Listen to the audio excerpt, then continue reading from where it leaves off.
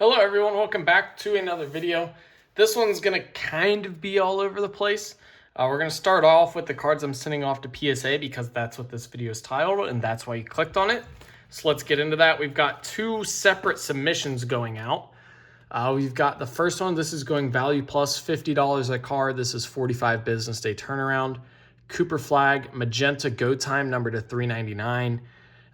It's just a card that, I don't want to be sending these off waiting for value bulk or something and having to wait till September to get these cards back.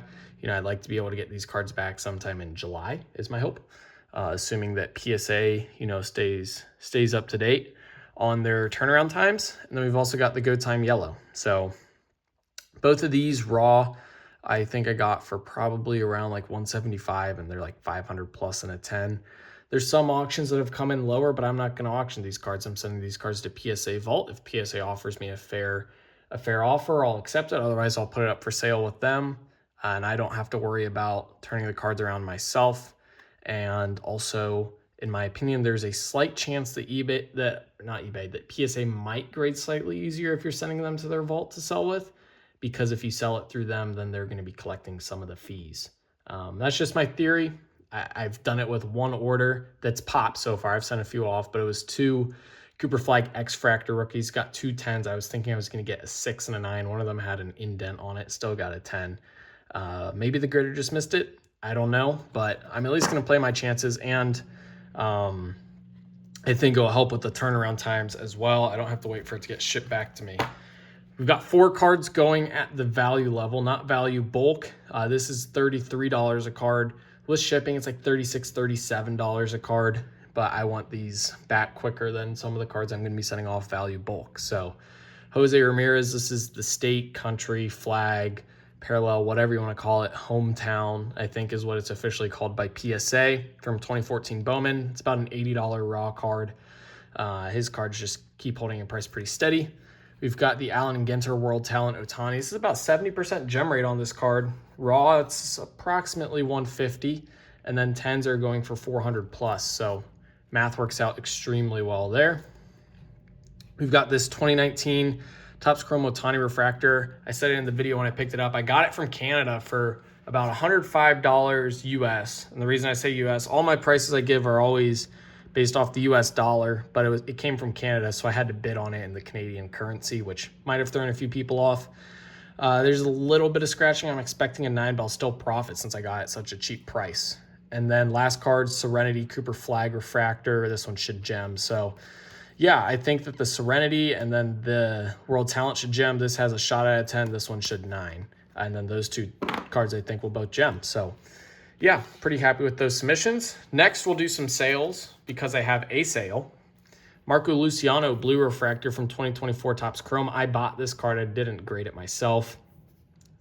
He was a pretty decent name. I mean, he was a big name prospect around COVID. His first Bowman cards were going pretty high. And then when he first came into the league, he was fairly young. So I figured, I'd buy his cards. He was 22, 23 at the time. And he's done absolutely nothing. He does pretty much nothing in the minors. Sold it for $14. I don't know who's buying his card still. Must be a diehard Giants fan or a family member.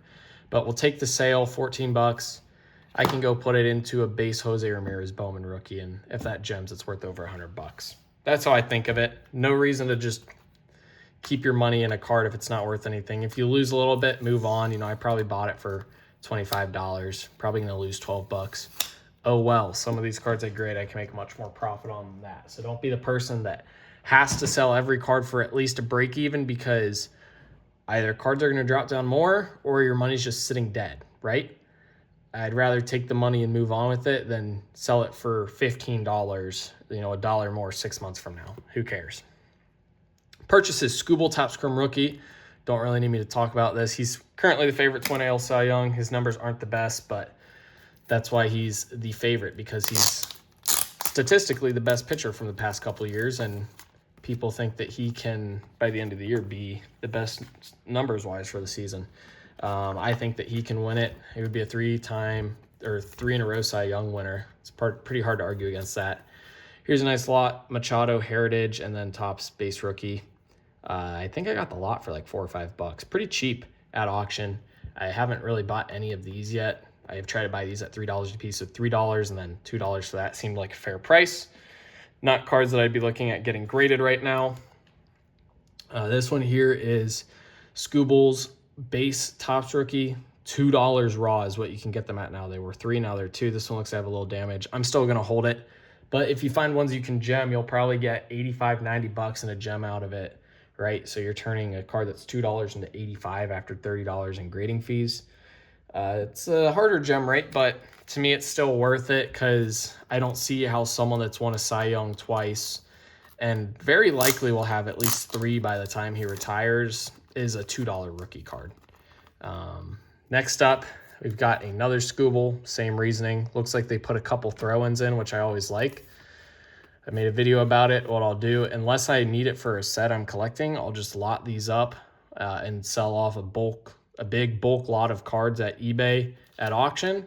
And if it sells for $1, it sells for $1. I got rid of the cards and someone bought them because they wanted them.